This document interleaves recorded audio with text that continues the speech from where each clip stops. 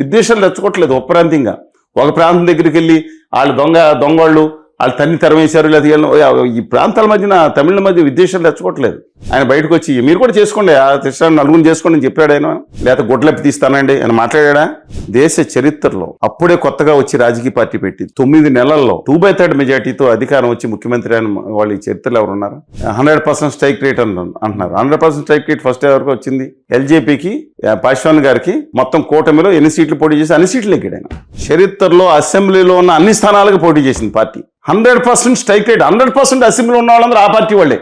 లోకేష్ గారు కూడా is proven పప్పు అని ఎంత ట్రోలింగ్ చేశారని తాను శిల్పంగా చెక్కుని వచ్చాడు. జోసెఫ్ విజయ్ గారు అన్ని అమలు చేస్తారని అనుకోలేము. చెప్తాను 1 year తర్వాత మాట్లాడదాం ఆయన మీద. ఆయన అతి తెలివి ఆయనకి ఇబ్బంది అవుతుందని. ఆయన టూ మచ్ స్మార్ట్ అనుకుంటారు.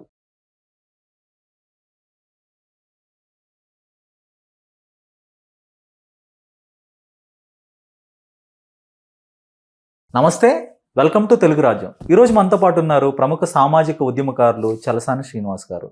సార్ నమస్తే. నమస్కారం అండి. సార్, తమిళనాడులో విజయ ప్రభంజనం తర్వాత ఆంధ్రప్రదేశ్లో కూడా ఆంధ్రప్రదేశ్కి సంబంధించిన ఆంధ్రప్రదేశ్ అలానే తెలంగాణకు సంబంధించిన తెలుగు హీరోలు కూడా రాజకీయాల్లోకి రావాలి. వారిలో ముఖ్యంగా ఎన్టీఆర్ పేరు అయితే ఎక్కువగా వినిపిస్తుంది. ఆయన కూడా రాజకీయాల్లోకి వచ్చి ఆయన అదృష్టాన్ని పరీక్షించుకోవాలి, వారి తాతగారి లెగసీని అయితే ఆయన క్యారీ ఫార్వర్డ్ చేయాలనే ఒక డిమాండ్ అయితే పెరుగుతుంది ఆయన అభిమానుల నుంచి, తర్వాత మరి కొంతమంది నుంచి. ఏమంటారు? కాంట్రవర్షియల్ సబ్జెక్ట్ అండి. సరే, ఒకటేంటంటే వాళ్ళు చాలామంది బయలుదేరుతా విజయ్ గారితో కళ్యాణ్ గారిని పోలుస్తున్నారు. ఇద్దరు డిఫరెంట్ ఇండివిజువల్స్. కళ్యాణ్ గారు రాజకీయాల్లోకి 2008లోనే వచ్చారు. కాంగ్రెస్ వాళ్ళ పంచలో కూడా మాట్లాడారు. భీమరావు పాపం ఎంత పరుషంగా స్పందించారు. ఆయన ప్రజారాజ్యం పార్టీలో యువరాజ్యం అధ్యక్షుడిగా ఉన్నారు, అంటే యువసేన అధ్యక్షుడి కింద. దాని తర్వాత ప్రజారాజ్యం పార్టీని కాంగ్రెస్లో వెళ్ళారు. ఆయన రాజీనామా చేసి రాలేదు. తర్వాత మళ్ళీ ఆయన జనసేన పార్టీ పెట్టారు. తర్వాత బీజేపీ తెలుగుదేశంతో అలైన్ అయ్యారు. ఆ తర్వాత మళ్ళీ 2019లో ఆయన సిపిఐ సిపిఎం పార్టీలతో అలైన్ అయ్యారు. తర్వాత మాయావతి గారి దగ్గరికి ఆవిడ కాళ్ళు మొక్కి ఆవిడని తీసుకొచ్చారు. ఉత్తర భారత అహంకారం నశించాలి అన్నీ పక్కన పెట్టారు, తీసుకొచ్చారు. తర్వాత మళ్ళీ మీరు చూశారు, మళ్ళా తెలుగుదేశం ఇండిపెండెంట్గా వెళ్ళారు. తర్వాత కొన్నాళ్ళు తర్వాత తెలుగుదేశం బీజేపీతో కలిసి వచ్చారు. ఈయనకి మనం అక్కడికి విజయ్ గారు ఎప్పుడు ఇలాగ ఆయన విజయ్ గారు ఎప్పుడు కులాన్ని మీకు తమిళనాడు భావన ఎలాగలేదు, కుల భావన తెచ్చుకోవడం చెప్పి ఎప్పుడు కులాన్ని తీసుకోలేదు. విజయ్ గారు నా కులం ఆయనే రాలేదు, నా కులం కాబట్టి చేయండి అని చెప్పి రెచ్చగొట్టలేదు, మత విద్వేషాలు రెచ్చగొట్టలేదు. ఆయన మధురై వెళ్ళి ఇది నా మధురై చెన్నై నాది కాదు అనలేదు, లేదా చెన్నై వెళ్ళి మధురైని ఇది నాది కాదు విడిపోయే అవకాశం ఉందని చెప్పి విద్వేషాలు రెచ్చగొట్టలేదు ఒప్పరాంతంగా. ఒక ప్రాంతం దగ్గరికి వెళ్ళి వాళ్ళు దొంగవాళ్ళు వాళ్ళు తన్ని తరమేశారు, లేదా ఈ ప్రాంతాల మధ్యన తమిళ మధ్య విద్వేషాలు తెచ్చుకోవట్లేదు. You cannot compare Vijay with others అండి. Though is having some drawbacks, but మనం ఇక చాలా నీట్ పాలిటిక్స్ చేశాడు ఆయన. సినిమాలు నటుడైనా సరే కొన్ని నడవటం, సైకిల్ మీద వెళ్ళటం ఇలాంటివి ఉంటాయి. ఎక్కడ ఏ దాంట్లో తిప్పి ఆయన వ్యక్తిగత జీవితాల మీద వివాదం వచ్చింది. ఇలాగా మాట్లాడుతున్నారు, ఇలా త్రిష గారు ఇలా వచ్చారు, మీ ఇలా ఇచ్చారు. ఆయన బయటకు వచ్చి మీరు కూడా చేసుకోండి, ఆ త్రిషాన్ని నలుగురు చేసుకోండి అని చెప్పాడు ఆయన. ఏమైనా ఉన్నాయి కనపడినాయండి?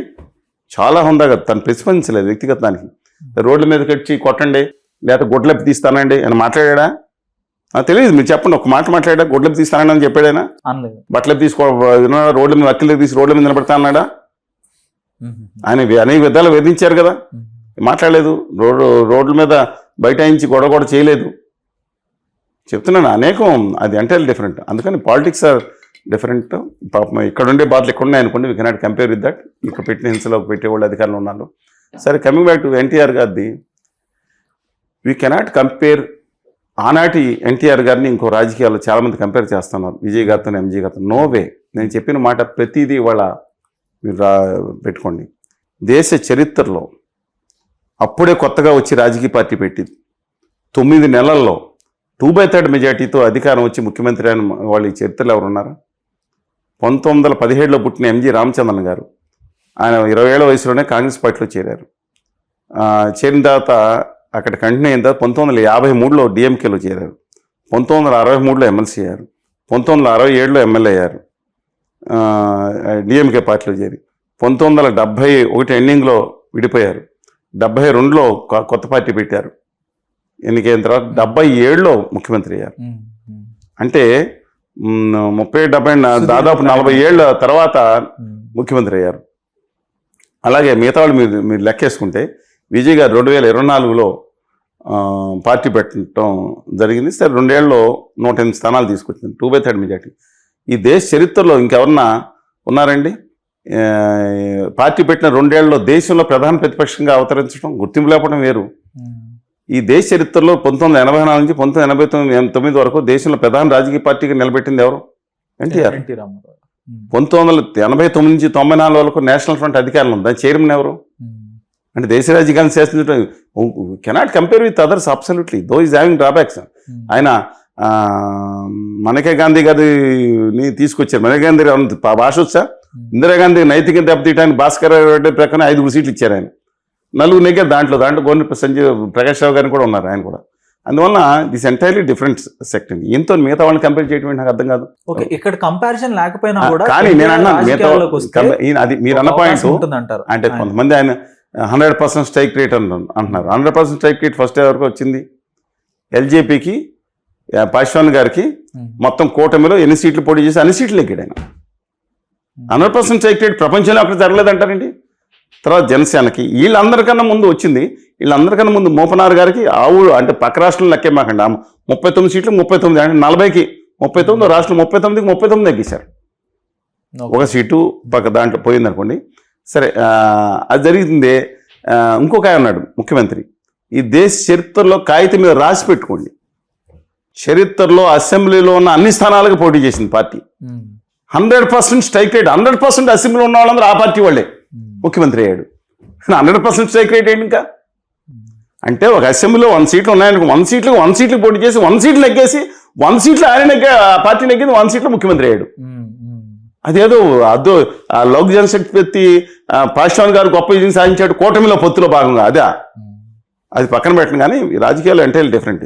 ఈయన రామారావు గారు పోటీ చేసిన దాంట్లో 3 చోట్ల కోస్తా, తెలంగాణ, రాయలసీమ 3 చోట్ల పోటీ చేశాడు, 3 చోట్ల నెగ్గాడు అనేక సార్లు. ఒక చోట కలగుత్తిని నెలను అహం అయింది, అహంతోనే ఓడిపోయింది ఆయన, వీళ్ళు ఓడిపోయారు రాజకీయాలు. తర్వాత రెండోసారి 5/6 మెజార్టీతో అధికారంలో వచ్చాడు, 254 సీట్లు కుటుంబంతో కలుపుకుని. తర్వాత కాంగ్రెస్ పార్టీకి ప్రతిపక్ష పార్టీ హోదా లేకుండా చేసి వచ్చాడు ఆయన. అంటే డిఫరెంట్. ఇక జూనియర్ ఎన్టీఆర్ గారు ఇంతకుముందు కూడా అడిగితే కూడా మీరు 25 ఏళ్ళతో ఏంటంటే నా 25 ఏళ్ళ తర్వాత నా వయసు ఎంత వస్తుందని చెప్తున్నాడు ఆయన. అంతే తప్ప ఆయన ఒక అద్భుతమైన నటనను కూడా వేస్ట్ చేసేసుకుంటున్నాడు ఆయన. అమర శిల్పి జక్కన్న దొరికారంట, 3 ఏళ్ళు రాసి రంపాన పెడతాడు. ఏం వచ్చింది ఆయనకి త్రిబులార్లో? ఆ త్రిబులార్లో ఏమొచ్చింది చెప్పండి నాకు. నేను వచ్చిందా? రాలేదు కదా. మైలేజ్ వచ్చిందా? సరే ఏదేమైనా ఇవాళ రాజకీయాల్లో మళ్ళీ చెప్తున్నా అండి, రాజకీయాల్లోకి వచ్చి కరెక్ట్ అడ్వైజ్, ఇక ఆన్లైన్లో పొత్తులు పెట్టుకోకుండా కరెక్ట్ అడ్వైజ్ తీసుకుని నిలబడితే ఆయన ముఖ్యమంత్రి అవకాశం. జూనియర్ ఎన్టీఆర్ గారు క్వశ్చన్ లేదని నేను చెప్తున్నాను. కాకపోతే తాత గారు కాకపోయినా ప్రజల్లో ఇవాళ చంద్రబాబు నాయుడు గారు trying level best to keep the track అని చెప్తా ఉన్నారు. I'm not denying. నేను జగన్మోహన్ రెడ్డి గారు వీళ్ళందరికీ ఇప్పుడు ఆ రాష్ట్రం అంటే ప్రేమ ఎందుకు ఉంటుందని ఉంటుంది, వాళ్ళ మైనస్లో ఉండొచ్చు. కానీ ప్రజల్లో కొంచెం భయంకరమైన అసంతృప్తి ఉంది. ఇవాళ ఈ కూటమి ప్రభుత్వం మీద 2 సంవత్సరాల అసంతృప్తి మొదలైంది. రాసి పెట్టుకోండి, ఇది కూడా అసంతృప్తి మొదలైంది. నేను అధికారంలోకి వస్తున్నాను మొదలైంది. అదే సమయంలో వీళ్ళ మీద అంత పాజిటివ్స్గా రప్ప అంటే భయపడుతున్నారు మిడిల్ క్లాస్ పీపుల్. ఆయన కంట్రోల్ చేయట్లేదు. ఆయనకి ఆ ఓవేషన్ ఏంటో నాకు అర్థం కాదు, ఎవరు అడ్వైజర్ ఉన్నారో అర్థం కాదు. రాష్ట్రం కోసం వీళ్ళిద్దరూ ఒకటవలేకపోతున్నారు, అది నా బాధ. తమిళనాడులో జయలలిత ఇద్దరు కలిసి ఒకటవుతున్నారు, మన రాష్ట్రంలో ఒకటవట్లేదు. ఉత్తరాది సనాతననాథ్ గారి గురించి నేను ఎలాగ చెప్పను, ఆయన కేంద్రంతో ఒకటైపోయారు. ఒకటవ్వాలి దమ్మున్నాళ్ళు కదా ఇద్దరు leaders. Come what ever. Lokesh గారు కూడా ఈజ్ ప్రూవెన్ పప్పు అని ఎంత ట్రోలింగ్ చేశారని తాను శిల్పంగా చెక్కుని వచ్చాడు, నిలబడ్డాడు. వాడు లోకేష్ గారు రెడ్ బుక్ అని భయపెడతారంటే కనీసం అంతవరకైనా పప్పు కాదని ఒప్పుకున్నట్టే కదా మిగతా వాళ్ళు. జగన్మోహన్ రెడ్డి గారు జైల్లో పెడితే తనను తాను నిలబెట్టుకుని వచ్చాడండి. తాను ఎన్ని ఇబ్బందులైనా నిలబెట్టి వచ్చాడు. ఇద్దరు తక్కువేం కాదు. కెనాట్ డైలాగ్స్ మాటలు ఇవన్నీ అవన్నీ చూసుకోకూడదు. ఎన్టీఆర్ రాజకీయాల్లోకి వస్తే లోకేష్ స్థానాన్ని రీప్లేస్ చేసి టీడీపీ పగ్గాలు చేపట్టే అవకాశం ఉంటుందా, లేదంటే ఆయనకంటూ సొంత పార్టీ పెట్టుకునే లోకేష్ గారు ఆల్రెడీ ఇప్పటికే తన పార్టీని తన చేతిలో తెచ్చేసుకున్నారు, ప్రభుత్వాన్ని ఇంకా తెచ్చుకున్నాం చూస్తున్నట్టున్నారు. ఇప్పుడు భవిష్యత్తులో టీడీపీ 1-2 సార్లు వరుసగా ఓటమి పాలయ్యే సందర్భంలో ఆ పార్టీ పగ్గాలు అయితే ఎన్టీఆర్ చేతుల్లోకి వెళ్లే అవకాశం ఏమన్నా ఉంటుందా? నేతలు ఆ దిశగా ఏమన్నా పాత తరం నేత ఇప్పుడు నాకు తెలిసిన పరిమిత సమాచారం ప్రకారం ఆ పాత తరం పార్టీ నేతలు భయంకరమైన అసంతృప్తులు ఉన్నారు. కానీ కొత్త తరం వాళ్ళు స్పెంట్ ఫోర్స్ అండి, వాళ్ళ వల్ల మనకు హెవీ బర్డెన్ అంటున్నారు. అందులో కొంతమంది హెవీ బర్డెన్ ఉండొచ్చు. నేను కొంత ఎన్నికల్లో కొంతమంది 5 ఎన్నికలు ఓడిపోయారంటే ఓడిపోవడం డిఫరెంట్, ఓడిపోయేది కొలమానం కాదు, కానీ హెవీ బర్డెన్ ఉండొచ్చు, కొత్తనే వచ్చింది. బట్ నేను అనుకుంటా ఉన్నాను జూనియర్ ఎన్టీఆర్ గారు ఒక మేనిఫెస్టో తీసుకుని ఖచ్చితంగా నిలబడి అవినీతి ఇవాళ జోసెఫ్ విజయ్ గారు అన్ని అమలు చేస్తారని అనుకోలేము. చెప్తాను 1 year తర్వాత మాట్లాడదాం దాని మీద. ఎస్ మంచిగా చేశారు, వచ్చారు, అంత మనగా నిర్ణయిస్తాం. అవినీతి కనుక దాని మీద ఇవాళ యుద్ధం జరగబోతుంది. ఎక్కడ ఉదయనిధి గారి మీద అవినీతి ఆరోపణలు వచ్చినాయి. ఏఐడిఎంకి అయితే చెప్పకలేదు, ఉత్తర భారతీయ జనతా పార్టీ ఆదేశాలతో ఏం చేశారు, రాష్ట్రాన్ని ఎట్లా చేసుకున్నారు. ఇవాళ ప్రజలు గెలితే ఒక్క రూపాయి అన్నిటికన్నా మీకు చెప్తాను అవినీతి ఇవ్వక్కర్లేదు అనేది కసితో అక్కడ ప్రజలు ఉన్నారు. గొడవలు అవ్వబోతున్నాయి ఆఫీసుల్లో, అవనేమండి నిజాయితీ ఉండాల్సిన పరిస్థితి వస్తుంది. అదే జూనియర్ ఎన్టీఆర్ గారు ఆయన సంపాదించారు. విజయ్ గారు ఆస్తులు కూడా 34 కోట్లని కనపడుతుంది దాంట్లో. వాటెవర్ ఈ రాష్ట్రంలో అత్యంత పెద్ద, తమిళనాడులో 2వ అతిపెద్ద ఆస్తులు అయింది. నెంబర్ 2. నెంబర్ 1 రోజీ మార్టిన్ గారు. ఆవిడ లాల్గుడి నియోజకవర్గం నుంచి ఎన్నికయ్యారు. వాళ్ళ ఒక అమ్మాయి అనుకుంటా, అబ్బాయి అనుకుంటా, పాండిచ్చేరి నుంచి ఎన్నికయ్యారు. వాళ్ళ అల్లుడు అర్జున్ రెడ్డి ఆదాన్ టీవీకే పార్టీకి జనరల్ సెక్రటరీ. మార్టిన్ గారి సెంగోటియన్ మార్టిన్ గారి అల్లుడు. ఈ ఆవిడ ఏఐడిఎంకి నెగ్గింది, ఒకళ్ళేమో ఎన్డీఏ నుంచి నెగ్గింది బీజేపీ, ఒకళ్ళేమో టీవీకే జనరల్ సెక్రటరీ. సరే మతం ఏదైనా కానివ్వండి, క్రిస్టియన్స్ అవ్వండి, ముస్లింలు ఎవరన్నా కానివ్వండి, వాళ్ళు ఇప్పుడు 6,000 కోట్లు ఎంత డిక్లేర్ చేసి మొత్తం ఆస్తులు 20,000 కోట్లు. అంటే ఇది అంటూ ఉంటారు, ఏది లాటరీ మాఫియా అంటారు, కొందరు లాటరీలో స్టాల్ వాట్ అంటారు, కొందరు డిఫరెంట్ ఇష్యూ. అందువలన అది వేరు.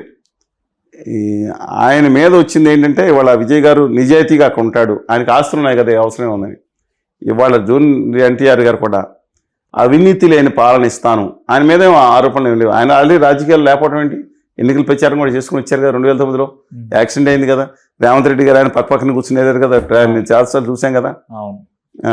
శ్రీనివాస్ రెడ్డి గారిని ఆర్టిస్టు వాళ్ళు కూడా పక్కనే ఉన్నారు కదా, ఆ రోజు చూశారు కదా. అందుకని నేను అనుకుంటా ఉన్నాను ప్రీమెచ్యూర్ టు సే నౌ అనే కాదనట్లేదు పొటెన్షియల్ అయితే జూనియర్ ఎన్టీఆర్ డెఫినెట్ గా.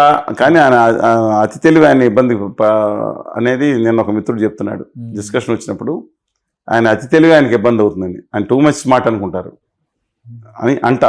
I don't know, I might never met him, otherwise Harikrishna గారు నాన్నగారు హరికృష్ణ గారు చాలా మంచి మనిషి అండి. మా ఇంట్లో ఫంక్షన్ ఉందని చెప్తుంటే వాళ్ళ అబ్బాయి చనిపోతే వాళ్ళిద్దరు పిల్లలు ఇంట్లో బట్టలు ఉన్నా సరే, మీరంటే నాకు చాలా ఇష్టం శ్రీనివాస్ గారు, తెలుగు జాతి కోసం. అది వాళ్ళ చిన్నబ్బాయి కోపం సరే ఏదన్నా వచ్చి వెళ్ళారు కుటుంబంలో కార్యక్రమానికి, చనిపోయారు. సచ్చే సరే రాజకీయాల్లో తప్పులు ఉంటాయి, గొప్పకునేదో మాట్లాడతారు. ఈ దేశంలో రాష్ట్ర విభజన వ్యతిరేకిస్తా పార్లమెంట్లో రాజ్యసభకి దొంగ రాజీనామాలు ఇవ్వలేదు, ఇచ్చి వెంటనే ఆమోదం చేయించుకుని నా తెలుగు జాతి గురించి అని మాట్లాడి బయటకు వచ్చిన నిబద్ధత ఉన్న వ్యక్తి వాళ్ళ కొడుకు. కానీ ఆ తర్వాత అయితే టీడీపీ నుంచి తగిన గౌరవం అందలేదని అంటారు. గౌరవం వచ్చిందో లేదో తర్వాత ఆయన ఫాల్ట్స్ కూడా ఆయన ఉన్నాయి, హరికృష్ణ గారి ఫాల్ట్ ఆయనకు ఉన్నాయి. అన్న తెలుగుదేశం పెడతాం ఇన్ని చూసాం కదండి, ఫాల్ట్ ఉన్నాయి. అంటే వ్యక్తిగతంగా ఫాల్ట్స్ ఉంటాయి, కానీ ఇవాళ స్పేస్ అయితే ఉండబోతుంది, రాజకీయాల్లో స్పేస్ ఉండబోతుంది.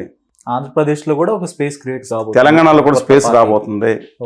దాన్ని ఎవరు బలగం వేణు ఉన్నాడు, చిన్నడై ఉండొచ్చు. అంటే సినిమాల్లో రావాలంటే చాలా మంది తెలుస్తుంది కదా, చాలా ముచ్చటేస్తుందండి అలాంటి వాళ్ళని. నిఖిల్ గారు ఉన్నారు, ఎవరో ఒకళ్ళు ఒక కసితో ఆర్నాన్మూర్తి చాలా మంది తెలంగాణ అనుకుంటారు ఆయన్ని. బట్ వాటెవర్ మేము నేను అన్నాను, ఎవరో ఒకళ్ళు ఒక నిజాయితీపరుడు కసి ఉన్నాడు, యువతకు న్యాయం చేయాలన్నాడు. మొత్తం ఈ మొక్కిలు పెట్టిన రాజకీయ వ్యవస్థను పక్కన పెట్టేసి ఫ్రెష్గా 30 సంవత్సరాల యువకుడు యువతరం నేతృత్వంలో కనుక తెలుగు రాష్ట్రాల్లో కేంద్రంలో ఉన్న ఆ గుమా వ్యాపారులను పక్కన పెట్టి వాళ్ళు కూడా దమ్మున్నాడు రావాలండి, కలిజే ఉన్నాడు రావాలండి. వాళ్ళు వస్తే ఈ దేశంలో యువత బాగుపడుతుంది.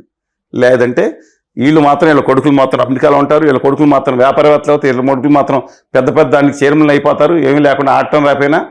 కానీ సామాన్యులు మాత్రం మతం పేరు మీద కొట్టుకోవాలి, లేదా కులం పేరు మీద కొట్టుకోవాలి, ఉప ప్రాంతం మీద కొట్టుకుని చావాలి. వీళ్ళందరూ ఆ కేంద్రంలో పాలకుల దగ్గర నీ కాలు ముక్తం అన్నాను. కుదరదు. ధన్యవాదాలు. నమస్తే. హలో, తెలుగు రాజ్యం ఛానల్ చూస్తున్నారా? సామాజిక, రాజకీయ, జీవన చిత్రణే తెలుగు రాజ్యం. అతిశయోక్తులు, అసత్యాలు ఉండవు.